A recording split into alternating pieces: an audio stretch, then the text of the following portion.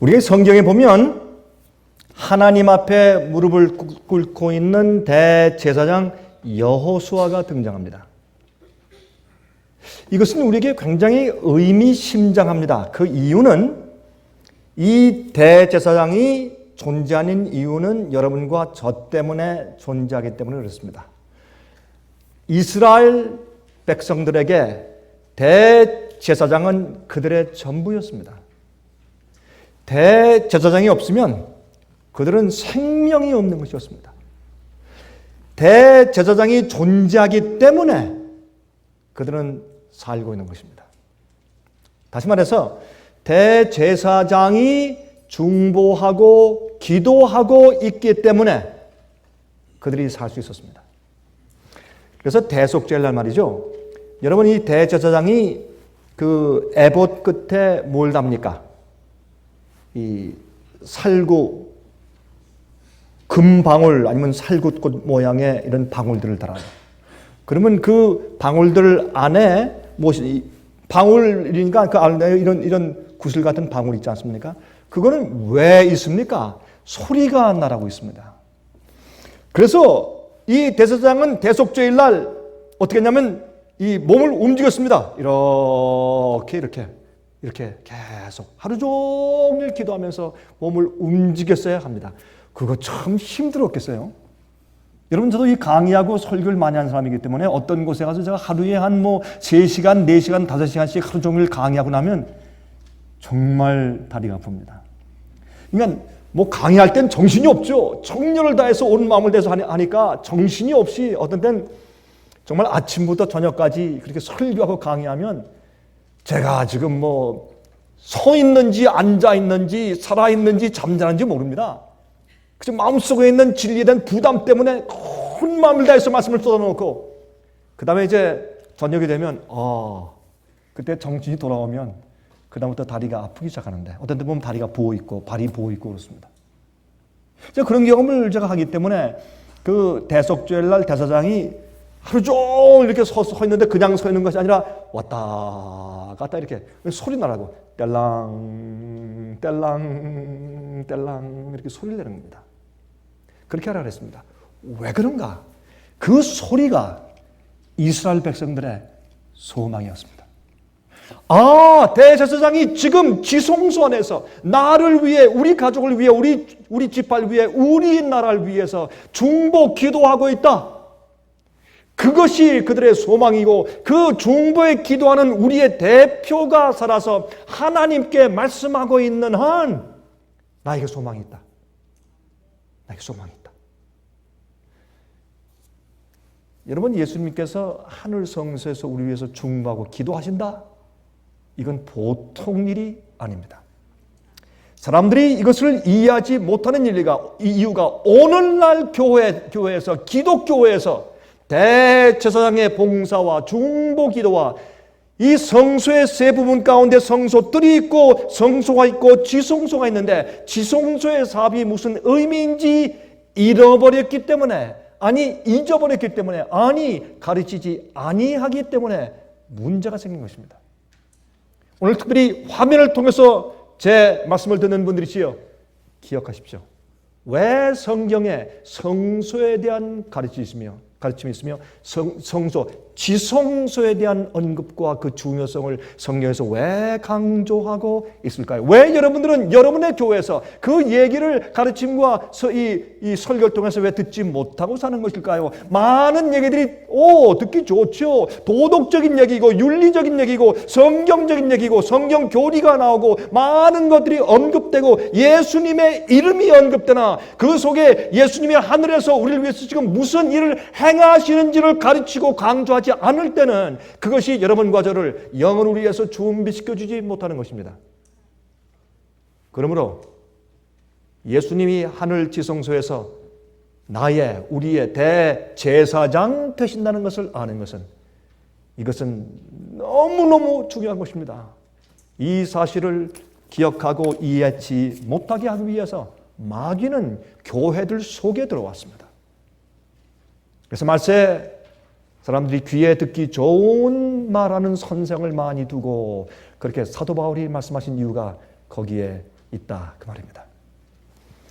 그런데 여기 보면 말이죠. 이 성경에 이 대제사장이 우리의 대표인, 우리를 대표해서 지금 하나님 앞에 기도하는 그분이 여호수아인데, 이 여호수아는 뭐 그냥 이름을 붙인 것이고, 이 대제사장이 하나님께 서 있는데 고개를 푹 숙이고 정말 뭐 살살 비는 그런 입장에서 고개를 푹 숙이고 있는, 죄인 되어 있는 더러운 누더기 같은 옷을 입고 있는 자로 여기에 표현돼서 등장하는 것입니다. 이건 또 이상하지 않습니까? 도대체 어떻게 노리시길래 성경은 이렇게 말씀하고 있냐 말입니다. 이 말씀이 스가랴서에 나오는데, 다시 말해서 이 대제사장은 여기에서 이 중보인으로 등장하는 것이 아니라 피고인으로 등장합니다. 그는 우리의 대표이기 때문에 우리가 하나님의 심판대 앞에 서 있는 모습을 그렇게 그린 것입니다. 우리 모두가, 수많은 인류가, 아니 믿는 자들이, 교인들이, 예수님의 재림을 기다리는 사람들이 전부 그 앞에 서 있다고 표현하는 것보다 한 대표자가, 우리가 그 속에 다 있죠? 예수님께서 대제사장 되셔서 하나님 앞에 서 계시다 하는 것은 우리 모두가 예수님 속에 있단 말입니다. 여러분, 아담 속에 우리가 있다 그 말이죠. 아담이 범죄한 죄의 결과가 우리에게 다 흘러내려왔지 않습니까? 아담이 범죄함으로 내가 자동적으로 죄인 되는 것이 아닙니다. 그건 잘못된 생각입니다. 아담과 해와가 범죄함으로 죄의 결과가 우리에게 흘러왔고, 또한 죄의 경향들이 우리에게 유전적으로 흘러들어온 것입니다. 그렇다고 우리가 자동적으로 죄인 되는 것이 아니죠. 우리가 범죄함으로 우리가 죄인 되는 것이죠. 이것을 교회에서 잘못 가르쳐 주므로 복음이 삐뚤어지고 성경적으로 가르치는 사람들을 오히려 이단이라고 해요. 복음을 잘못 가르치는 사람들이 복음을 올바로 가르치는 사람들을 극단이라고 해요. 그래서 이렇게 하면 교회에서 무엇이 없어지는가? 예수님께서 이 성소 제도의 마지막 장면에서 맨 마지막 장소인 지성소, 여러분 지성소는 가장 거룩한 장소 아니에요? The most holy place. 그 장소에서 어떤 일을 하고 계시는가에 대해서 관심 없이 좋은 설교만 듣고 들어다가 예수께서 갑자기 마실 때 주여 나를 모르십니까? 내가 너희를 도무지 알지 못한다 라는 너무나 슬픈 이야기를 들을 수밖에 없게 만들어 놓는 것입니다. 여러분, 제가 늘 말씀드리지만 앞으로 구원받을 자의 숫자가 아주 작을 것입니다. 제가 이런 설교를 하니까 목사님 부정적입니다. 많다 그래야 사람들이 용기를 받고 희망을 가지죠. 적다 그러면 어떻게 됩니까? 그러면 예수님께서 구원 얻을 자가 적다고 말씀하신 예수의 말씀은 그러면 우리 구세주가 우리에게 부정적이고 소망을 주지 않는 분이었단 말입니까? 아니지 않습니까? 이것은 무엇입니까? 항상 다수가 옳은 것이 아니라는 것입니다. 이 기독교 역사 가운데 항상 다수가 옳은 적이 거의 없었습니다. 없다 그러면 또 어떤 사람이 여기 있지 않습니까? 혹시 갑자기 뭐 튀어나올까 봐 제가 말을 좀 조심해야 되겠네. 아주 없죠. 99.9%가 없다고 해야지 뭐가 또 어떻게 튀어나올지 모르니까. 여러분, 성경 역사와 기독교 역사를 보십시오. 다수가 옳은 적이 언제 있었는가? 이것은 우리가 심각하게 생각해 봐야 될 것입니다. 자, 이 문제를 좀 우리가 같이 오늘 좀 연구해 보도록 하겠습니다. 자, 다 같이 우리 스가랴서 3장에 있는 말씀을 좀 펴서 함께 좀 읽어보도록 하겠습니다. 오늘은 제가 스가랴서 3장 1절부터 10절까지 있는 전체 장을 읽습니다. 그러나 제가 한꺼번에 읽지 않고 몇 절씩 끊어서 제가 읽도록 하겠습니다. 그리고 이 장 가운데 있는 의미가 오늘 이 현대를 살고 있는 여러분과 저에게 무엇을 의미하는지를 한번 살펴보도록 하겠습니다. 1절입니다. 대제사장 여호수아는 여호와의 사자 앞에 섰고, 이 말씀은 우리가 좀 다시 본다면 이런 뜻입니다. 하나님의 사자인 여호와께서, 이런 뜻입니다. 여러분, 그 고린도후서 3장을 보시면 이렇게 주의 영께서, 그런 말이 있어요. 그 사도 바울이 쓴 말씀인데, 그것을 헬라 원어로 우리가 살펴보면 그 뜻은 무슨 뜻이냐면 영이신 주께서, 주님이신 성령께서, 그런 뜻이에요. 그게. 그래서 성령은 하나님께로부터 나오는 어떤 입기운이나 force 같은 눈에 보이지 않는 그런 파워가 아니라 인격체를 가지신 하나님이십니다. 그래서 여기에 대한 오해를 우리가 하지 말아야죠. 여기 있는 말씀도 여호와의 사자가 할 때 여호와이신 그 사자가 천사처럼 인간의 모습처럼 나타난 그분 앞에 누가 서 있어요? 대제사장 여호수아가 서 있습니다. 그런데 사탄은 그의 우편에 서서 그를 대적하는 것을 여호와께서 내게 보이시니라. 그런데 갑자기 여호와의 사자가 갑자기 여호와가 됩니다. 2절에 여호와께서, 그렇죠? 자 보세요. 여기에 이제 예수님께서, 쉽게 얘기해서 여호와 하나님께서 서 계시고 지금 심판됩니다. 근데 여기에 있는 장면을 보니까 이것은 분명히 지성소입니다. 이것은 대속죄입니다.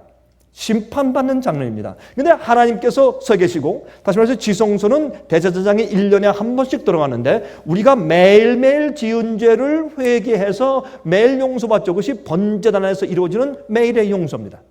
그래서 용서는 매일매일 받는 것이나 죄에 대한 도말과 죄에 대한 기록을 지워버리는 일과 없애버려서 인을 치고 그 사람이 영원히 살 수 있는 존재가 되느냐 되지 않느냐를 살펴보는 마지막 과정은 지성소에서 이루어지는 것을 우리가 아주 간단하고 쉽게 다 이해하고 있습니다. 혹시 이 말씀에 대해서 잘 이해하지 못하는 분들은 여러분 저희 사무실에 전화하셔서 주문하시길 제가 부탁을 드립니다. 자, 그러면 여기 있는 말씀을 보시면 어떤 말씀입니까? 여기에 좀 지성소에서 어떻게 심판을 받는 장면인데 여기에 한쪽 편에 누가 들어와 있습니까? 마귀가. 물론 하늘 지성소에 마귀가 들어가 있다, 그런 뜻은 아니지만 표상적으로 무엇이 올라와 있습니까? 죄에 대한 기록이 올라와 있고 마귀가 고소하는 것입니다. 여호와께서 사탄에게 이르시되 사탄아 여호와가 너를 책망하노라. 예루살렘을 택한 여호와가 너를 책망하노라. 이는 불에서 꺼낸 그실린 나무가 아니냐 하실 때, 불에서 타다가 얼른 거기서 타서 다 타버리기 전에 살짝 꺼낸 그런 나무 조각이 아니냐. 그러니까 그 상태가 어떻습니까? 불에 거슬리고 타서 형편없죠. 그렇죠? 여호수아가 더러운 옷을 입고 천사 앞에 서느니라. 그러면 타다 남은 나무 조각하는 것을 뭘 상징합니까? 마귀한테 계속 시달리고 더러워진 그의 의의 옷, 성품, 주 앞에 섰을 때 자기의 본 모습을 여기 상징합니다. 어떤 모습? 마귀한테 계속 시달려오고 시련과 시험 받아온, 유혹 받아온 상태를 여기 그렇게 표현했습니다. 제가요, 한 번은 말이죠, 과거에 제가 어떤 일들을 새카맣게 잊어버렸습니다. 그런 건 새카맣게 새하얗게 잊어버렸다고 하는 게 아마 표현이 더 좋겠죠. 거짓말도 새빨간 거짓말이 있고 또 새하얀 거짓말이 있잖아요. 새하얀 거짓말은 영어로 white lie, 그런데 새하얀 거짓말은 뭐예요? 정말 거짓말이라고 intentionally 의도적으로 거짓말 하려고 한 것은 아닌데 어떻게 보니까 거짓말이 된 것들을 우리가 새하얀 거짓말이라고 그래요. 근데 진짜 거짓말은 새빨간 거짓말이라고 하는데 우리가 남을 거짓말했다고 할 때 새하얀 거짓말이라고 말하잖아요. 새빨간 거짓말이라고 얘기를 하죠, 우리가. 근데 여기 보니까 어떻게 해요? 정말 새카만 옷을 입고 서 있다고 해도 과언이 아닙니다. 근데 제가 과거에 어떤 일한 것을 제가 잊어버리고 있었는데 보니까 새하얀 거짓말이 되었어요, 정말. 전 의도하는 것은 아닌데. 근데 한 번은 누가 저를 찾아왔습니다. 그러니 목사님, 제가 좀 드릴 말씀이 있습니다. 무엇입니까? 목사님 좀 이러한 일이지 않습니까? 그래서 나 모르는데요? 모르겠는데요? 그랬더니 목사님 왜 그랬습니까? 저한테까지 거짓말 하시면 어떻게 됩니까? 그렇게 얘기를 하더라고요. 그래서 제가 거짓말을 하겠습니까? 그럴 마음 의도가 좋습니까? 저한테 얘기 좀 해주십시오. 그랬더니 이분이 어떤 사람에 대해서 이렇게 해주시면 됩니까? 공의는 공의대로 취급하셔야죠.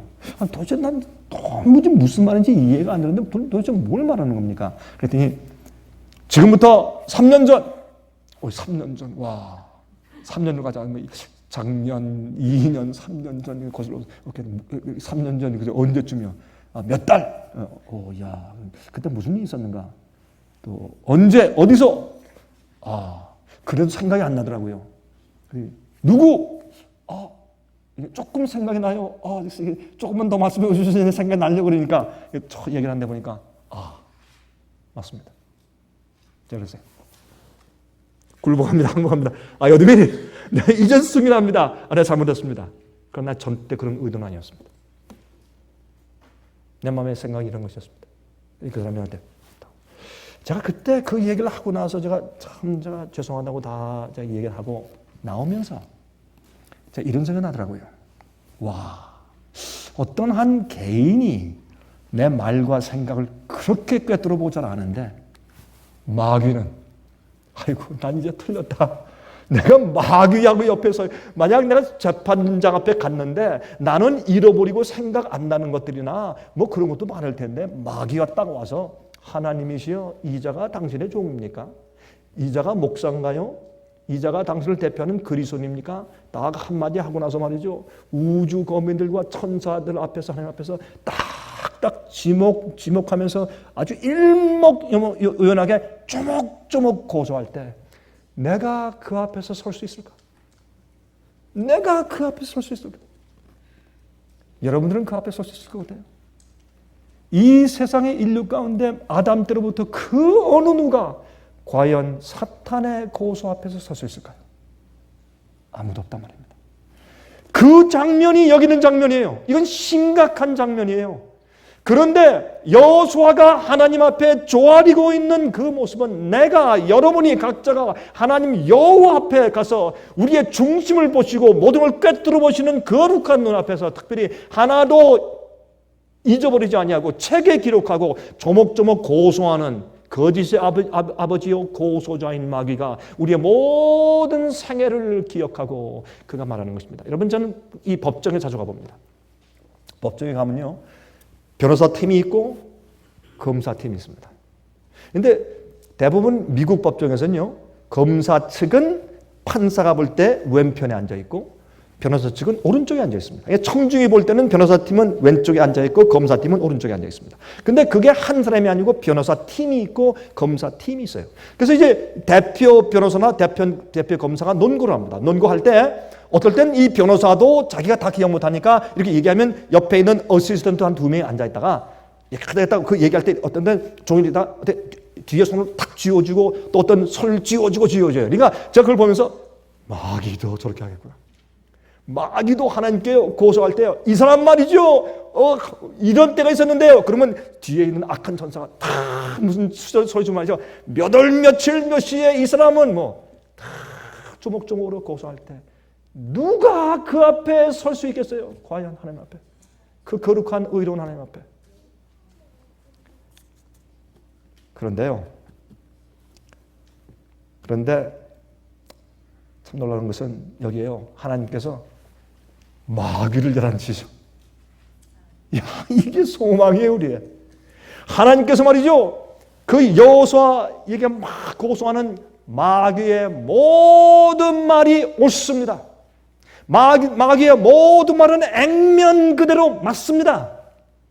여러분들이요, 여러분들 이렇게 쭉 생활하시면 어떤 사람들은요, 아주 논리적으로 말을 잘하는 사람들이 있어요. 말하는 게 다 옳아. 근데 그 사람이 틀렸어요. 왜요? 스피릿이 잘못됐어요. 그런 사람들 가끔 만나죠. 그걸 우리가 한국말로 뭐라 그래요? 말빨이 세다 그러죠.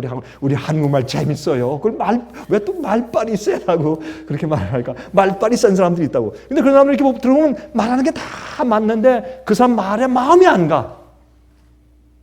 그런 사람들 있죠. 마음이 안 가요. 스피릿이 잘못됐어요. 마귀가 여기서 고소하는 모든 게 맞다고 옳다고 전부 우리가 한 일을 갖다 전부 얘기하는 거니까. 그러나 하나님께서 사탄에게 이 책망하시면 하는 얘기가 뭐냐면 마귀야 내가 널 책망한다. 누가? 하나님이야. 하나님이 책망하시는데 그 앞에 설자가 누가 있어요? 책망한다. 하시면서 하는 얘기가 내가 말하는데 이 여호수아는 불에 타다가 꺼내진 나무 조각이 아니냐. 내가 말하는 게 많다. 시커멓고 흉측하고 보기 싫은 거고 맞아. 그러나 그건 누가 그랬지? 내가 그런 거 아니야? 너가. 이렇게 말씀하시는 것이에요. 여러분들은 모르지만 전 이 말씀 가운데 소망을 찾습니다. 전 이 말씀 속에 하나님의 은혜를 발견하고 하나님께 나가는 소망의 문이 열립니다. 주님께서 내가 주님 앞에 나갔었을 때 주님께서 나를 책망하시는 것이 아니라 나를 고소하는 마귀를 책망하신단 말입니다. 세상에 이렇게 좋은 복음이 어디 있냐고. 이것이 어디예요? 신약 성경이에요? 아니요. 구약 성경에 기록되어 있어요. 많은 사람들은 구약 성경을 오해하는 것입니다. 그렇지 않습니다. 또 보십시오. 3절에 여호수아가 더러운 옷을 입고 서 있는데도 하나님께서 마귀를 책망하세요. 왜 그런지 아세요? 우리 이 말씀을 조금 더 연구하면 이제 그 성편을 이해할 수 있게 됩니다. 여러분 이렇게 한번 생각해보세요. 제가 한 번에 이런 생각을 해봤어요. 삼손. 삼손은요 하나님께 능력을 받아가지고 힘이 좋았어요. 그냥 맨손으로 곰과 사자의 입을 찢어버리고, 예? 그 다음에 블레셋 군대 수백 명을 사자의 턱뼈를 가지고 그냥 쳐서 말이죠. 그냥 다 없애버리고 하는 그 어마어마한 장사요. 그 블레셋 성에 가지고 성문을 뜯어가지고 그냥 이거 메고 올라오는 뭐 이런 그러니까 이거는 상상도 못한 그런 기운을 가진 장사였어요. 한국의 천하 장사 이런 건 문제가 아니에요. 그런 장사였어요. 왜? 하나님께서 그렇게 약속하시고 능력을 주신 것이에요. 그런데 하나님께서 어떻게 포도주나 포도에서 만든 어떤 것도 입에 대지 말아라. 또 특별히 뭐예요? 머리를 자르지 말아라. 이거 참 이상한 얘기예요. 삼손에게 왜 머리를 자르지 말라 그랬냐? 그건 이상하지 않습니까? 머리를 자르지 말라. 그건요, 삼손이 머리가 길다고 해서 머리가 긴 머리에서 그런 파워가 나왔습니까? 슈퍼맨처럼? 네? 머리가 길다고 그게 아니고 그것은 하나님의 명령에 순종하는 그의 태도였습니다. 머리를 기르는 것은 머리를 자르지 말라 이거예요. 왜냐하면 우리가 그 당시를 못 봤지만 그 당시에는 머리를 장식하는 것이 유행이었던 모양이에요. 남자들도. 그래서 이 들릴라가 말이죠. 다 와가지고 어디서 그 파워가 나오는지를 몰라가지고 이건가 저건가 아무리 얘기해도 이 삼손이 이렇게 말하고 저렇게 말하고 나중에 칡넝쿨로 뭐 7번 가면 된다. 또 가서 가만히 일어나서 다 끊어버리고 하니까 안 되니까 나중에 들릴라가 어떻게 해요? 들릴라가 울죠. 쫙 울면서 여인의 눈물이요. 파워풀하도다. 그렇죠. 여인의 눈물은 파워풀하거든. 다 우니까 나중에 할 수 없이 말이죠. 이 삼손이 이제 불어서 얘기해 줍니다. 그러니까 이 헤어컷을 해주는데 머리를 잘라줘요. 아마 삼손이 헤어컷 한다면 멋있을 거예요. 여러분 뭐 미장원이나 이발관 가서 멋있게 자르고 오면 아주 핸섬하잖아요. 수염 깎고 멋있게 탁하게. 특별히 여자분들 말이죠. 어떤 때 보면 말이죠. 이 미장원 갔다 오면 다른 사람 같아요. 다 머리를 깨끗이 올리고 이게 특별히 그 신부들이 말이죠. 신부 화장하고 머리 싹 하고 오면 뭐 딴 사람 같아 보니까 저 신부가 내가 알던 여자 맞느냐 이렇게 돼요. 그러니까 삼손이 헤어컷 들릴라가 멋있게 그 당시 유행 그 머리로 헤어컷을 싹 해주니까 딱 일어나서 거울 보니까 기가 막히게 멋있었을 수는 있으나 그게 뭐가 나왔어요? 하나님의 파워가 나왔단 말이에요. 그러면 이 머리는 뭘 상징하느냐? 삼손이 말이에요. 머리를 이제 깎고 싶은데 세상에 어릴 때부터 삭도를 안 됐으니까 잘하고 어깨, 등 뒤, 엉덩이까지 쫙 머리가 길으니까 여러분 그거 머리 감는 거 생각해 보셨어요? 삼손이 머리 감을 때. 여러분 저는요 중국에서 머리 감는 우리 저기 자매들 봤거든요. 근데요 제가 2월 달에 그 추운 겨울날 밖에 나가서 머리 감는 거 봤어요. 집회를 하는데 머리를 감아요. 물을 데워가지고 그 추운데 눈바라치는 나가서 머리를 감더라고. 그리고 이게 들어와요. 머리를 감으면 뭐 다른 장소가 없으니까 밖에 나가서 뜨뜻한 물 해가지고 머리를 감고 들어오더라고. 근데 그걸 보니까요 머리 긴 한 그 자매였었는데 머리가 기니까 이거 비녀 같은 꼬마닥을 다 빼고서 한국 분들은 이제 뭐 유행을 따르는 그런 사람도 없겠지만 중국에 내가 그걸 봤어요. 이렇게 머리를 풀어가지고 끝에부터 빨아. 끝에 이렇게 해가지고 다 물로 빨더니 그 다음에 또 이렇게 계속 끝하면서 그 위에 또 하고 위에 이게 쭉 나중에 머리를 감더라고요. 그래서 머리가 긴 게 저렇게 귀찮은 것이구나. 이걸 제가 느꼈어요. 저는 뭐 긴 머리 우리 없으니까 모르죠. 이게 다 하는데 삼손 생각해보세요. 그것도 뭐 적어도 일주일에 한 번씩 머리를 감으려면 이거 얼마 보통 작업이 아니에요. 그래서 머리가 길었을 때 삼손이 어떻게 했냐. 여러분 영어 성경을 보면 이렇게 되어 있어요. 락스, 머리를. 락스는 뭐냐면 머리 이렇게 긴 한 묶음 갖다가 이렇게 흑인들 보면 머리를 이렇게 땄잖아요. bead hair라고 이렇게 머리를 이렇게 딱 꼬아서 땄는데 그거 하려면 몇 시간 걸리는 것 같아요. 그걸 어떻게 따가지고 이렇게 왔는지.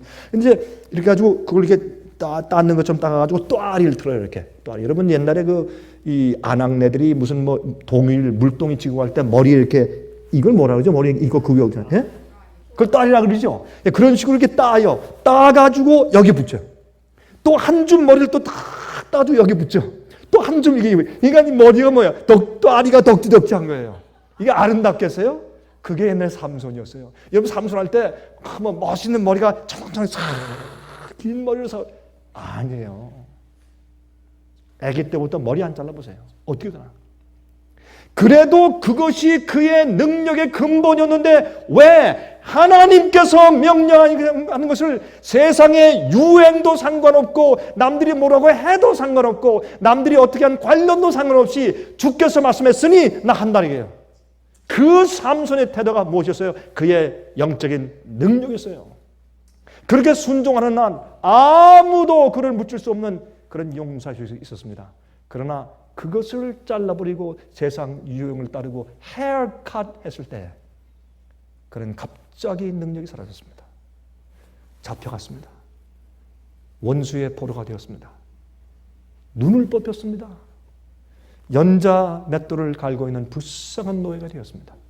그것이 하나님의 뜻대로 살지 않고 이런 건 귀찮아, 이것은 불편해, 나 이렇게 안 할래 하는 그리스도인이 맨날 빠지는 마귀의 함정이고 그렇게 살다가 된 모습이 무엇인가 하면은 타다가 남은 나무 조각이에요. 불에 탄 나무 조각. 그것이 눈 멀고 연자 맷돌을 갈고 있는 삼손의 모습인데 오늘날 그런 그리스도인들이 얼마나 많으냐 말이에요. 하나님이 아신단 말입니다. 네가 맨날 이 사람 괴롭히고 유혹하고 넘어뜨리고 함정에 빠뜨려서 이제 그래 잘했다 보라 새카맣게 탄 나무 쪽을 맞다. 그런데 왜 하나님께서 사탄을 꾸짖으시고 여호와에게 그 옷을 벗기고 그 다음에 옷을 새 의로운 옷을 입히시고 그에게 보면 나중에 정한관을 씌우시느냐. 이게 복음이고 이것이 지성소 얘기거든요. 근데 이것을 읽으면 사람들이 자 봐라, 죄인들을 주님께서 무조건 예수님이 십자가 돌아가셨으니까 불쌍히 여기시고 구원하시는 은혜를 봐라, 거기까지만 가죠, 많은 사람들이. 그러나 여기서 무엇을 보지 못하는가? 이 여호수아가 어디 서 있어요? 여호와 앞에 서 있어요. 그가 서 있는 여호와 앞은 어딘가? 지성소요. 그 앞은 어딘가? 시은좌 앞이요. 법궤 위에 시은좌가 있고 mercy seat이에요. 그것은 은혜를 디스펜스하는, 은혜를 베풀어 내보내는 곳이요. 그 셰키나 영광, 하나님의 영광의 광장에 있는 그 앞에 서 있어요. 그것이 무엇인지 아세요? 그 얘기가 이제 곧 읽겠습니다마는 무슨 말이냐? 우리가 때를 따라 돕는 은혜를 얻기 위하여 담대히 어디에 나갈지니라? 은혜의 어디에? 보좌에 나갈지니라. 여러분, 은혜 앞에 나갈지니가 아니에요. 은혜의 보좌 앞에 나갈지니라. Throne of Grace. 은혜를 베풀어주는 보좌 앞에 나갈지니라. 성소를 지을 때 하나님께서 모세에게 말씀하셨습니다. 그것이 출애굽기 25장이에요. 나로 하여금 너희 가운데 거할 수 있는 성소를 나를 위해 좀 지어달라. 그것이 출애굽기 25장 8절이에요. 하나님은 우리 속에 좌정하시길 원하시고 교회에 계시길 원하시고 이스라엘 백성들 안에 거하시길 원하셨거든요. 그래서 내가 너희 속에 거할 성소를 나를 위해서 좀 지어라. 그것이 성소입니다. 그래서 하나님이 그 인간이 지은 성소, 지성소에 그 인간이 지은 그 법궤 위에 영광의 광채로 내려오셔서 그 임재하신 것입니다. 그 앞에 서 있는데 왜 서 있다? 때를 따라 돕는 은혜를 얻기 위해서.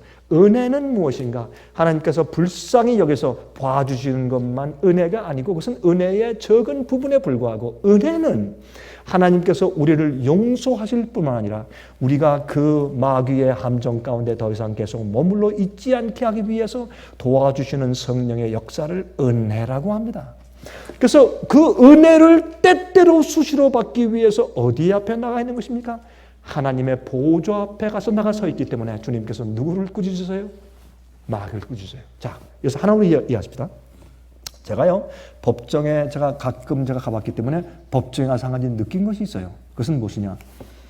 내가 아무리 문제가 있어도 사람을 죽였다고 할지라도 일단 무엇을 사면, 로열, 변호사만 사면 일단은 시간을 벌어. 맞습니까? 그것이 세상의 법정 제도군요. 하늘의 법정 제도도 그래요. 일단 우리가 예수님을 나의 변호사로 사고 붙들고 그 앞에 나가서 무릎 꿇고 굴복하여 주 앞에 나가면 주님께서 일단은 무엇 하세요? 시간을 벌어주셔. 시간을. 그래서 어떻게 해요? 우리를 데리고 아버지 앞에 나가서 아버지 드디어 데리고 왔습니다 라고 우리 케이스를 하나님 아버지 앞에 내세울 때까지 주님께서 우리에게 시간을 벌어주시는데, 그동안 우리를 위해서 중보 사업을 하시는 것이에요. 쉽게 얘기하면. 그러므로 우리가 변호사가 있는 한 무슨 짓을 했어도 일단은 시간을 벌어. 그러면 예수님을 변호사로 샀다고 해서 내 케이스가 끝난 것입니까? 내가 무죄가 된 것입니까? 내 죄는 아무리 죄를 져도 용서하시고 이미 없어진 것입니까? 아니란 말이에요. 그 예수님께서 우리를, 내 케이스를 정확하게 아버지 앞에 가서 제시할 때까지 주님께서 뭘 주세요? 은혜 시간을 주시는 것이에요. 은혜 시간을. 그러면 그 은혜 시간 동안에 무엇을 주님께서 프루브하려고, 무엇을 증거하고 주님께서 내세우시려고 하냐면, 우리는 마귀가 고소하는 그런 것처럼 죄인이 아닙니다. 그랬을지라도 이 자는 영원히 살 자격이 있는 것이 그 이유가 여기에 있습니다 라는 케이스를 하늘 앞에 제시해 주기 위해서 우리에게 이 은혜 시간을 주신 것입니다. 그래서 우리가 어떻게 해요? 때를 따라 돕는 은혜를 얻기 위해서 은혜 보좌 앞에 나갈지니라. 여러분은 모르겠는데 저는 이 말씀은 얼마나 큰 소망인지 모릅니다. 많은 사람들이요, 저는요 의를 강조하는 사람이고, 저는 성품의 완전을 강조하는 사람이고, 우리는 이 땅에서 모든 죄를 승리할 수 있고 승리해야만 한다고 강조하고 설교하는 사람입니다. 저는 욕을 먹는 사람입니다. 저는 비난받는 사람입니다. 저는 성경에 있는 그대로 설교하기 때문에 조금 극단이라고 말드는 사람입니다. 좋습니다. 그러나 옛날 노아도 그랬고, 옛날에 엘리야도 그랬으며, 예레미야, 이사야, 에스겔, 예수님, 침례 요한, 사도 바울, 루터, 스윙글리, 존 낙스, 누구도 의를 위해서 똑바로 자라는 사람들은 항상 죽일 사람들로 인정을 받았습니다. 그 사실은 괜찮은데, 우리가 복음을 똑바로 이해하는 것은 하나님께는 자비의 복음이 있고 공의의 복음이라는 것입니다. 하나님이 무조건 용서해 주는 기별은 거짓말입니다. 여러분이 특별히 화면 통해서 보시는 분들 많이 계시죠? 여러분들이 잘 기억하세요. 여러분 예수 믿으면 한번 구원받으면 영원히 구원받았고, 회개했으면 무조건 은혜로 구원받는 것이고 절대로 이 구원을 빼앗을 수 없다고 생각하거나, 아니면 주님이 심판하는 장소에 나가야 된다는 것을 망각해서 구원 얻었기 때문에 염려할 것이 없다고 말하는 것을 듣는 분들은, 그렇게 믿는 사람들은 잘못된 것입니다. 생각이 잘못된 것입니다. 여러분, 우리가 변호사 샀다고 예수님 안에 있다고 내 케이스가 끝난 것이 아닙니다. 성경은 그래서 마지막 심판할 때 하나님께서 하나님의 교회 안에서 먼저 심판을 시작한다고 말씀했고, 성소 예루살렘 안에 있는 늙은 자로부터 목사들로 제사장들부터 시작해서 심판을 시작한다고 성경은 선포하고 있습니다. 그래서 우리 백성들을 올바로 깨우고 가르쳐 줘야 그들이 회개해서 구원받을 텐데, 그래서 앞으로 예수 믿고 교회 다니면서 멸망 당하는 자들이 수두룩하다고 말이에요. 그래서 우리가 소리를 지르는 것입니다. 이 소리를 듣고 깨어난 자들이 많이 있습니다. 이 결과는 하나님께 맡기고 우린 해야 할 일을 해야 되는 것이 그것이 주님께서 우리에게 맡긴 사명이고 파수꾼의 일이기 때문에 그렇습니다. 그런데 이 삼손처럼 세상을 따라가다가 아니면 우리의 영적인 힘의 비결을 알고 그 우리가 주님께 정말 올인해 살 때 너무 그러지 마. 뭐 너무 독불장군이야. 너 혼자 모르게 왜 사람들이 다 너보고 극단이고 이단이라 그러고 다 이설자라 그러는데 왜 그래? 좀 남들이 다 인정하게 좀 편하게 살아라. 사람들한테 인정받고 교회에서도 인정받고 살지 뭘 너무 그러느냐. 이것이 데릴라입니다. 데릴라. 우리의 영적인 소스를 끊어버리려고 하는 것입니다. 말씀을 있는 그대로 믿고 의의 기별을 그대로 믿고 복음을 제대로 선포하고 여러분 올바로 믿고 순종하고 사는 것입니다. 이거 안 하면요 죽습니다. 이렇게 해서 마귀가 태워서 새카맣게 불에 타 그슬린 나무 조각된 자들이 우리입니다.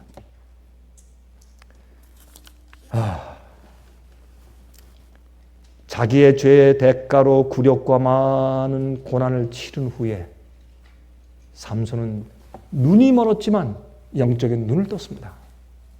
그리고 기도합니다.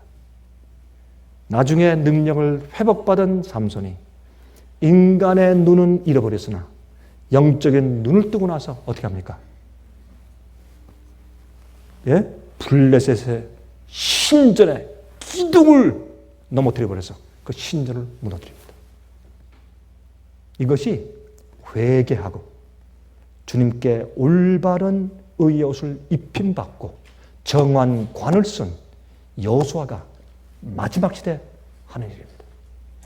이것이 두 번째 오순절 성령의 역사고 이것이 늦음이 성령의 역사고 이것을 성경은 큰 소리로 외친다 라고 하는 요한계시록 18장에 있는 역사입니다.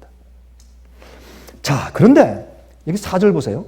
여호와께서 자기 앞에 선 자들에게 명하사 그 더러운 옷을 벗기라 하시고 또 여호수아에게 이르시되 내가 내 죄과를 제하여 버렸으니 잘 보세요. 그냥 죄가 아니에요. 죄의 결과를 제해버렸어요. 죄의 결과를 제해버리는 것은 무슨 뜻이에요? 우리가 지은 죄에 대한 모든 기록과 그 죄 때문에 이르러오는 모든 것들을 주님께서 어떻게 해요? 없는 것처럼 해버리시는 거예요. 그건 뭐예요? 심판이 끝났어요. 심판이 끝났어요. 죄과를 제해요. 이거는 간단한 얘기지만 이 속엔 많은 것들이 들어있고 포함하는 시사하는 문제입니다. 죄과를 제했다. 내게 아름다운 옷을 입히리라 하시고로. 이거는 우리가 회개할 때 매일매일 예수 그리스도의 의의 옷을 입는 것 사실입니다. 그건 매일의 용서를 받죠. 우리가 회개하고 저 앞에 나가서 지은 죄 때문에 눈물을 흘리고 회개하는 한 우리는 항상 용서받고 항상 예수의 의가 우리 속에 있습니다. 항상 주님께서 우리를 덮어주는 것 사실입니다. 그러나 그것이 계속 영원히 갑니까? 아닙니다. 그것을 예수님 안에서 지켜야 되고 맨 마지막에 우리가 정말 진실로 회개한 자인지 무엇이 증명합니까? 내 속에 내가 쌓아온 의의 성품이 그것을 증거하고 드러내는 것입니다. 그것이 결국엔 준비되지 않을 때 주님께서 우리를 마귀의 고소 앞에서 우리를 가리고 마귀를 책망할 수가 없습니다. 마귀 말하는 것이 맞으니까. 그러나 마귀를 책망하는 데는 두 가지 근거가 있어요. 변호사가 얘기할 때 예수님께서 말씀하실 때 하나님 아버지 이 검사의 논거가 맞습니다. 마귀의 고소가 맞습니다. 천사들이 이 얘기를 들을 때 좀 난처할 거예요. 천사들이 이게 무슨 말씀이야? 마귀 보고 맞다 그런다니 다 좀 놀랄 거예요. 그러니까 예수님께서 아버지 한번 들으십시오. 이 마귀가 말하는 게 다 맞습니다. 내가 이 사람이 그런 자였던 것을 인정합니다. 그러나 아버지 봅시다. 그리고 뭘 보이십니까? 우리의 회개를 보이십니다. 우리의 변화를 보이십니다.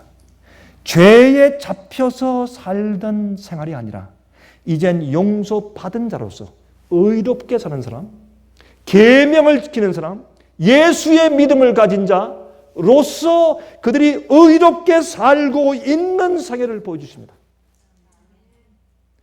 그래서 마귀의 논고가 오를지 모르지만은 하나님은 거짓말하는 분이 아니에요. 하나님께서 이렇게 보고서 그래 우리끼리 이 사람 봐주자. 저 예수야, 나 이거 좀 봐주. 예수님, 아버지 이 사람이요 날 봐서 한번 봐줍시다. 그럼 알았다. 그래. 마귀야 이렇게 하는 분이 아니에요. 하나님은 온 우주 앞에 펼치는 분이기 때문에 속일 수가 없고 사기칠 수가 없어요. 마귀가 보는 앞에서도 증명이 되어야 돼요. 무엇이 용서받았다. 그걸 어떻게 합니까? 용서받은 대로 살고 있지 않냐 이거예요. 왜 우리가 매일의 용서만 가지고 안 되느냐 하면 죄를 짓고 그러면 기록에 저기 써요. 회개해. 지워. 또 죄 졌어. 또 써. 회개하고 또 지워. 그러면 썼다 지웠다 한다고 하십니다. 그러니까 하늘에서는요 이렇게 하면 귀찮으니까 이게 말도 안 되니까 그러면 썼다 지웠다를 갖다가 몇 번이요? 28번? 솔직히 얘기하세요. 2030번? 몇 번 할까요? 그러니까 어떤 사람은 그래요. 1000만 번이요. 그래서 그건 그건 너무 많다. 그건 1000만 번. 어떤 사람은 1000만 번일 수도 있네요. 아니면 여러 번 썼다 지웠다 하니까 그게 하나님께서는 그렇게 안 하시고 어떻게 하느냐? 그 사람에게요 그렇게 기록들이 있는데 결국에 가서는 이제 우리가요 그 죄과 때문에 지금 죽지 않는 이유가 왜요? 하늘에 우리 변호사가 있어요. 아직 마귀가 지금 죽입니다 할 때 스탑 가만히 있어. 아직 시간이 안 됐어.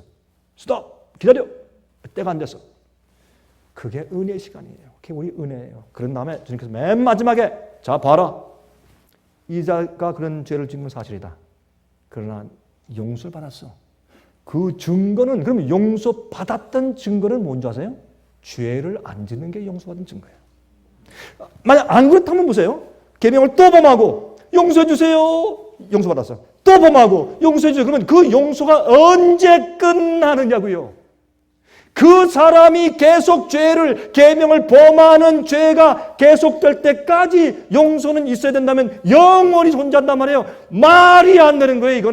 이건 논리에도 안 맞고 성경에도 안 맞는 얘기예요. 언젠가는 주의 백성들은 인침받을 때 죄가 끝나야 돼요. 이걸 가지고 사람들이 저보고 극단이래. 제가 극단이면 하나님이 극단이고 예수님이 극단이고 성경책이 극단이에요. 그러므로 반드시 용서받은 죄인은 무엇이 되는가? 그 사람이 죽기 전에 제가 요즘에 강연 제목 가운데 하나가 있어요. 죽을 때 소유하고 있어야 되는 성품이란 제목으로 제가 지난번에 LA 가서도 진짜 강의했어요. 여러분 그거 들어본 적 있는 분들은 그거 들으세요. 여러분들에게 저 그런 강의를 안 하니까. 하지만은 그 세미나 여러분들이 없었으니까 한번 들어보세요. 특별히 우리 사무실에 주문해서 여러분도 한번 들어보세요. 저 무슨 강의를 했는가? 우리가 죽을 때 가지고 있는 성품을 항상 가지고 살아야 돼요. 그래야 우리 언제 죽을지 모르니까. 그래야 딱 죽어도 그때 어떻게 해요? 그래서요. 정말 진실하고 그렇게 가고 있는데 아직 채 마무리가 안 된 자들이 사고가 팍 났다. 쓰러졌다. 주님께서 그런 사람들은요. 금방 죽고 즉사하게 안 하세요. 몇 시간 며칠 동안 살아있게 하셔서 마지막 마무리 준비를 하고 죽게 하세요. 그게 하나님의 은혜예요. 그러나 결국엔 우리는 용서받은 자는 다시는 그 죄에 대해서 미워하고 다시는 죄를 줄 마음이 없고 주의 계명을 지키는 자로 있어야 돼요. 그게 인침이요. 죄는 승리할 수 있고 예수님 이 땅에 우리처럼 내려오셔서 사시다가 승리한 것처럼 승리할 수 있고 승리해야 합니다. 그거는 우리의 필수 요구 조건입니다. 영혼을 사는. 또 여러분이 화면 가운데 보는 분한테 그게 뭔가 그러죠. 전화하세요. 그러면 들어보세요. 연구하세요. 그냥 괜히 편견 가지지 말고 여러분 예수님을 십자가에 못 박았을 때 유대인들이 왜 예수님을 죽였는가? 편견 하나 때문에 죽인 거예요. 다른 거 없어요. 예수님이 이렇게 와야 되는데 네가 누구냐? 저건 메시아가 아니라 죽여라 그렇게 한 거예요. 교회 권위가 편견 하나 가지니까 메시아 하나님의 아들이 온 것을 알아보지 못하고 죽여버렸어요. 똑같은 일이 오늘날 세상에서 벌어지고 있는 거예요. 사람들이 왜 그걸 모르는지 모르겠어요. 눈이 멀었어요. 하나님을 이해하지 못해요. 진리 이해하지 못해요. 여러분이시여. 자, 그러므로 여기 보니까 옷을 벗기고 정한관을 씌워줘. 그 머리에 정한관을 씌워지고 이건 뭐예요? 인치는 경험이에요. 여러분 대제사장의 이 관이 있는데 제사장의 저 관에다가 그 앞에 청띠를 두르고 그 앞에 뭐라고 써 있어요? 여호와께 성결이라. Holiness unto the Lord. 여호와께 성결 거룩하라. 그것이 누구예요? 우리의 대표요.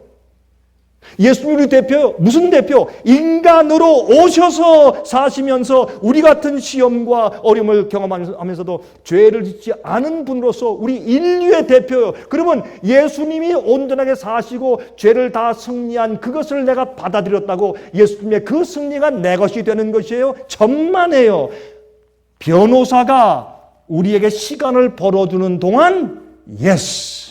그러나 우리가 최후의 하나님 앞에 설 때 누구나 아담 때부터 예수께서 오실 때까지 태어난 모든 인간은 한 번은 하나님 여호와 앞에 서야 할 텐데 그 심판대 앞에 어느 누구도 예수님의 생애가 곧 내 생애였지 않습니까? 봐주십시오. 그렇게 그때 가서 말하면 안 돼요. 그것은 성경적으로 옳지 않습니다. 이걸 이해해야 돼요. 지금은 주의 은혜가 주의 의가 우리를 덮어줄 줄 모르나 언젠가 그것은 우리의 앞에 그것이 우리 속에서 어떤 사람을 만들어냈느냐 하는 우리 마음을 가지고 주 앞에 서게 되는 것입니다. 여러분, 그러므로 정한관을 씌워요. 우리를 대표하는 상징된 대제사장 여호수아가 살게 된 이유는 바로 그 경험이에요. 여러분, 그래서 히브리 4장 14절부터 16절 그러므로 우리에게 큰 대제사장이 있으니 승천하신 자 곧 하나님 아들 예수시라. 우리가 믿는 도리를 굳게 잡을지어다. 우리에게 있는 대제사장은 우리 연약함을 체휼하지 아니하는 자가 아니요, 우리 체험적으로 우리를 모르는 자가 아니요, 체험적으로 우리를 아는 자요, 모든 일에 우리와 한결같이 시험을 받은 자로 돼 죄는 없으시니라. 그러므로 우리가 긍휼하심을 받고 때를 따라 돕는 은혜를 얻기 위해서, 왜 은혜가 필요해요? 예수님께서 우리 같은 입장에 사시면서 죄를 승리하고 마귀를 승리하신 그 경험을 우리도 해야 되기 때문에 그 은혜를 때를 따라 얻기 위해서 어디 나가요? 은혜를 얻기 위하여 은혜 보좌 앞에 담대히 나갈 것이냐. 왜 담대히 나가요? 감히 우리 나갈 수가 없어요. 그 은혜를 달라고 할 자격이 없는 사람들이기 때문에 그래도 마음을 추스리고 담대히 감히 이건요 한국말 이 영어로는 boldly인데 한국말로 번역할 때 감히 그렇게 번역을 해 오른 거예요. 이건 감히 나갈지어다. 감히 나가서 하나님이시여, 내가 이렇게 나온 지가 한두 번입니까? 오늘도 감히 나오니 내게 하나님의 은혜를 베풀어 주시옵소서. 감히. 히브리 6장 19절 20절에 뭐라 했어요? 우리가 이 소망이 있는 것은, 이 희망이 있는 것은 영혼의 닷 같아서 아무리 배가 흔들려도 아주 무거운 닻을 탁 내리면 배가 흔들리잖아요. 여러분, 이 나뭇잎처럼 흘러 떠내려가잖아요. 우리에게 이 소망이 있는 것은 영혼의 닷 같아서 튼튼하고 견고하여 휘장 안에 들어가나니. 왜요? 예수님이 저기 성소 안에, 지성소 안에 계시니까 우리의 소망은 어디 있어요? 저기에 있어요. 그래서 우리가 그 속에 믿음으로 따라 들어가는 거예요. 거기에 우리의 소망이 있단 말이에요. 그리로 앞서가신 예수께서 멜기세덱의 반차를 쫓아 영원히 대제사장이 되어 우리를 위하여 들어가셨느니라. 예수님 우리 소망인데 무슨 예수님?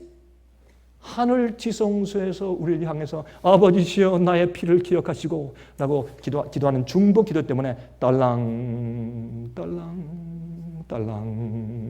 하는 그 소리가 여러분과 저에게 소망이란 말이에요. 소망. 이런 시절에 우리가 뭘 해야 되냐면 뭐를? 은혜를 받아야 돼요. 은혜를, 하나님의 은혜. 그 은혜가 뭐냔 말이에요. 많은 사람들은 예수께서 용서해 주시고 내가 맨날 죄를 져도 난 그럴 수밖에 없어. 죄인이니까. 어떤 사람은 그래. 이 제목이 우리는 죄의 공장. 참 근데 기가 막혀요. 아이고 참 죄의 공장이래. 죄인이니까 죄가 항상 나온대, 자연타동적으로. 어떻게 하면 좋을지 모르겠어요. 자, 그러면 예수님께서 하늘 성소에서 도대체 무엇을 하고 계시는가? 우리를 위하여 중보하시는 이유가 무엇이고 우리가 은혜 보좌 앞에 나가 있는 이유가 무엇이냐? 제 세 가지로 간단하게 설명드릴게요. 간단하게. 첫 번째, 예수님의 중보의 사업의 목적이 무엇인가? 우리가 은혜 보좌 앞에 때를 따라 돕는 은혜를 얻기 위해 매일 나가야 되는 이유가 무엇인가? 첫 번째, 우리를 주님께서 중보기도 하시는 것은 우리를 살려주시기 위해서. 왜? 마귀의 고소가 있기 때문에 고소 앞에 변호사가 없으면 우리는 당장 맞아 죽어요. 변호사 안 사죠? 여러분 그냥 변호사 없이 법정 가보세요. 미국에서 뭐라 해요, 판사가? 당신 가서 변호사 사고서 다음에 와. 그래요. 그건 왜 그런 줄 아세요? 판사 우리를 불쌍히 여겨서 그래요. 검사만 있으면 금방 우리 영장 가니까. 그러니까 가서 변호사 가지고 와. 그렇게 해요. 판사 우리를 불쌍히 여기기 때문에. 변호사를 딱 사잖아요? 시간이 벌어져요. 그럼 변호사가 뭐라는 줄 아세요? 내가 이거 준비하는데요. 한 3개월 필요합니다. 3개월 지나잖아요. 3개월 더 필요합니다. 그래요. 이게 변호사가 하는 거예요. 충분히 케이스가 준비될 때까지. 예수님이 그거 하시는 게 우리에게. 저는 얼마나 감사한지 몰라요. 그것 때문에 하나님께. 안 그래요? 자, 그래서 두 번째, 우리를 살려주시기 위해서 그런 것이요. 두 번째, 우리가 서로 사랑하여서 하나님 나라의 백성 되도록 해주기 위해서. 우리가 서로 사랑하지 않으면 행복하지 못해. 예? 그래서 첫 번째, 마귀의 고소에서 우리를 살려주기 위해서. 두 번째, 우리가 서로 사랑해서 주님 나라의 백성 되도록 준비시키기 위해서. 그래야 우리가 행복하고 영원히 살 수 있으니까 우리를 준비시키기 위해서. 세 번째, 당신의 백성들이 예수께서 이 세상에 사실 때 사신 생애처럼 살도록 도와주기 위해서. 예수님의 믿음을 가지고 예수님의 은혜를 받기 위해서 마귀를 이기는, 시험을 이기는 그 생애를 살아서 증명해 보이기 위해서. 그래야 하나님께서 그러므로 이 사람은 영원히 하늘에 와야 됩니다. 마귀의 이름을 닫을 수가 있어요.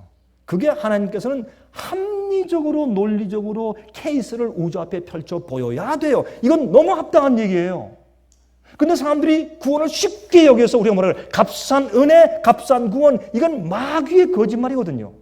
이걸 들으니까 사람들이 어떻게 해요? 살면서 자기 속에 시기, 질투, 교만, 악함, 죄에 대한 우상, 죄의 습관들을 그냥 가지고 버리지 않은 상태에서 내가 예수 믿고 교회 다니니까 마치 내가 구원 얻은 것처럼 평안을 가지고 사니까 그게 다 마귀의 거짓 평안들이요. 안 그렇습니까? 자, 그러므로 용서받고 거룩하게 된 자, 죄의 도만을 받아서 죄의 결과를 제거해버린 자, 그들을 하나님께서는 계명을 지키는 자들이라고 표현하신 거예요. 계명을 지킨다? 그게 무슨 말이에요? 죄는 뭐예요? 계명을 어기는 거라 그랬어요. 그러면 계명을 지키는 사람들을 성도들이라 그러면 그게 무슨 뜻이에요? 죄를 안 짓는다는 얘기예요.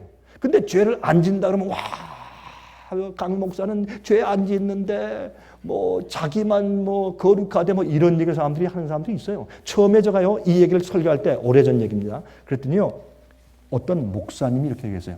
야, 강 목사는 참남 때 말을 한다. 그래서 무슨 말을 했길래 참남 때를 말한다고 고소를 할까? 그래서 그걸 자꾸 계속 물어봤더니 제가 참남 때 얘기하는 이유가 이렇대요. 우리가 예수님처럼 살아야 된다. 하니까 어떻게 감히 우리 죄인들이 예수님처럼 돼야 된다고 하는 거 참남된 말이다. 그래서 참남되다고 얘기했다는 거예요. 내가 이거는 몰라서 오해한 것이구나. 고소하려고 한 것이 아니라 몰라서 그렇다고는. 이렇게 한번 얘기한 적이 있어요. 근데 이렇게 몰라요. 여러분이요, 제가 쓸데없이 표준을 높이려고 하는 것이 아니라 이것이 가장 기본적인 성경의 가르침이 되어있습니다. 가르침이기 때문에 십계명은 하나님 자신입니다. 계명들은 하나님의 성품의 사본입니다. 하나님의 성품이 어떠하시냐 하는 것을 인간적인 수준에서 설명하시는 것이 십계명입니다. 십계명은 기본이에요. 거기서부터 올라가야 돼요. 여러분 교통법규를 지킬 때 빨간불, 파란불, 노란불, 스탑사인 그것만 이해하면 교통법규 지키는 거예요? 아니에요. 그거는 기본이고 그 기본에서 어떻게 해요? 난 교통법규를 지키겠다 라고 교육받고 결심하고 라이센스를 받은 다음에 그 다음부터 뭐 해요? 그렇게 한다고 사고가 안 나요? 아니에요. 라이센스 받은 사람은 어떻게 해요? 그 다음부터 그런 법규 이후에 다른 사람에게 양보하는 디펜스 드라이빙, 양보하는 그런 좋은 드라이빙 습관들을 키워나가서 성장하고 자라나가야 돼요. 마찬가지예요.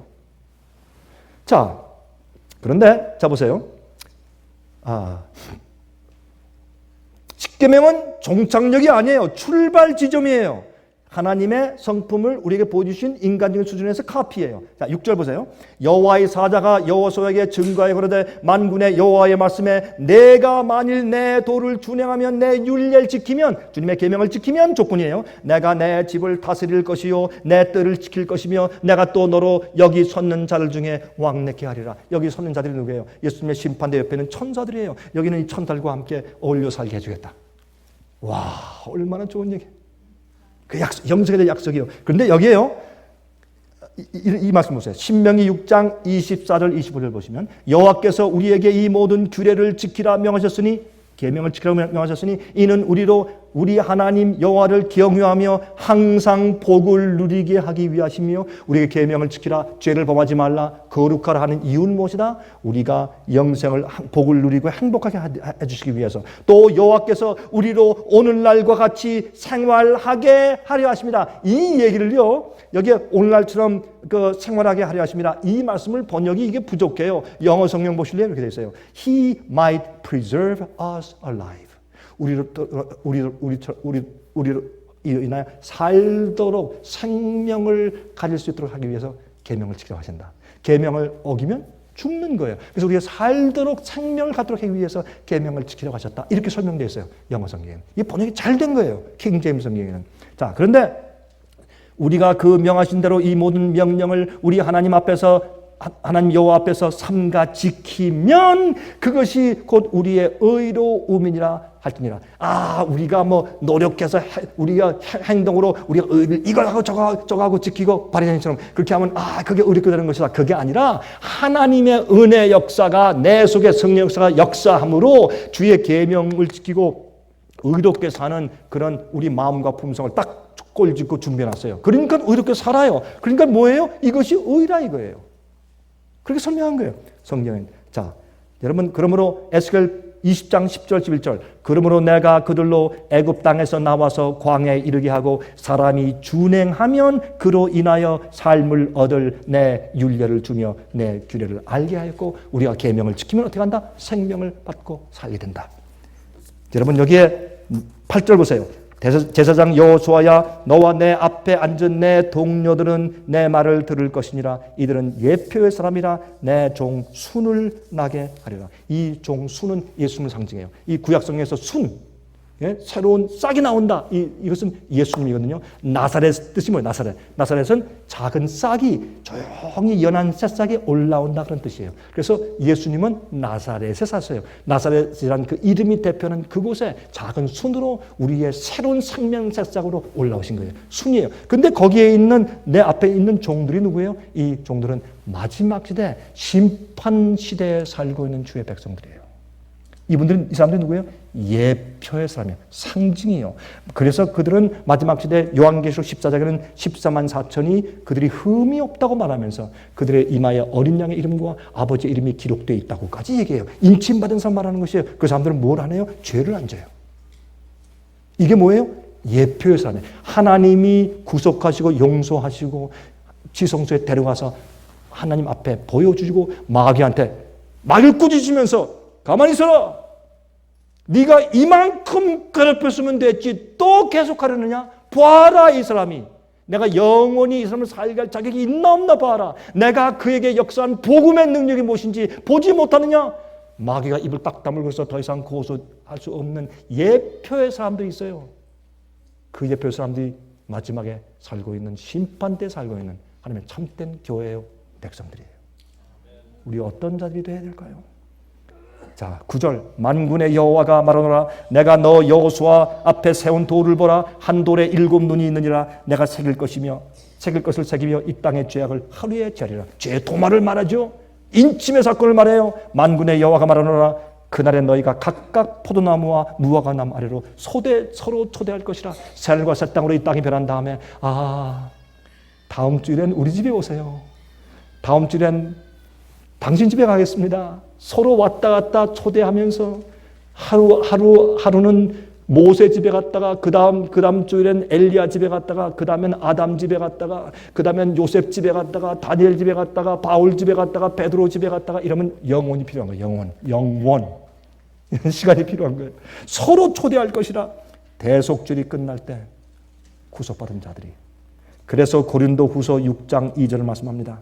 가라사대 내가 은혜 베풀 때 너를 듣고 구원의 날에 너를 도왔다 하셨으니 보라 지금은 은혜 받을 만한 때요 보라 지금은 구원의 날이로다. 오늘이라 그는 이 날이 구원의 날이요 은혜 받을 때요. 예수 안에서 용서받고 구원받았다. 내가 어떻게 살더라도 구원은 보장되었다. 예수님의 손을 붙들고 있는 한 보장되었죠. 그러나 우리는 매일매일 예수님 계신 곳인 그 은혜 보좌 앞에 매일 감히 때를 따라 돕는 은혜를 얻기 위해 나가서 예수님께서 내 속에 역사하시는 은혜 경험을 매일 해야 할 것입니다. 그래서 우리가 예표의 사람들이 되어야 합니다. 온 우주가 볼 때 우리가 상징적인 사람들이 되어야 합니다. 예수님이 순이었기 때문에, 예수님이 새 생명을 가진 분이었기 때문에 예수님 같은 성품을 가진 예표의 무리가 생기고 교회가 생겨야 합니다. 물어보십니다. 여러분들은 때를 따라도 없는 은혜가 필요하십니까? 여러분 정말 하나님의 은혜 보좌 앞에 나갈 필요성을 느끼십니까? 화면 통해 보시는 분들이시요, 그런 마음에 간절한 필요가 있으시면 복음을 똑바로 이해하십시오. 그리고 아직도 땡그렁 소리내며 기도하시는 주님의 중보에 은혜가 있는 동안 나가서 죄를 버리십시오. 마음을 굴복하십시오. 우상을 멀리하십시오. 그리고 진리대로 순종하고 굴복하십시오. 하나님의 은혜가 은혜 보좌에서 매일 여러분과 함께 하시기를 간절하게 바랍니다. 하늘에 계신 우리 아버지시여, 우리가 감히 손들고 주 앞에 나갑니다. 천부여 의지없소서 손들고 옵니다. 주님, 저희를 박대하시면 우리가 누구에게로 가오리까? 오늘 저에게 소망의 문을 열어주심을 감사하며 우리가 나가오니 그저 적당한 용서가 아니라 저희의 모든 죄를 용서하시되 저희 죄과를 제하시고 저에게 예수님의 은혜가 씌워주실 뿐만 아니라 우리 마음이 예수님의 의로 변화되게 하시고 정한 관을 세워서 인침받는 백성 만들어 주시옵소서. 예표의 사람들을 일으키실 때 저희를 기억하시고 그 속에 두시옵소서. 예수 그리스도의 거룩하신 이름만 의지하여 간절하게 기도합니다. 아멘. 은혜 많이 받으셨습니까? 지금까지 들으신 이 생애의 빛 예배 설교는 간절한 마음으로 진리를 찾는 분들과 정직한 양심으로 말씀을 받아들이고 언제나 진실이 무엇인지를 생각하는 그리스도인들을 위한 말씀입니다. 주변 가족들이나 친지들 중에 말씀을 사모하고 순결한 신앙을 갖기 소원하는 분들이 계시면 생애의 빛 예배 설교 DVD를 소개해 주시기 바랍니다. 매주 원하시는 분들의 가정으로 직접 배달되는 생애의 빛 예배 설교는 개인의 신앙 부흥이나 소규모 그룹 예배를 위하여 DVD와 CD로 제작되었습니다. 생애의 빛 예배 설교 DVD와 CD를 원하시는 분들은 1-877-704-1004번으로 전화하여 신청해 주시기 바랍니다. 미국 동부 시간으로 월요일부터 금요일까지 9시에서 5시 사이에 전화해 주시기 바랍니다. 그럼 다음 시간까지 안녕히 계십시오.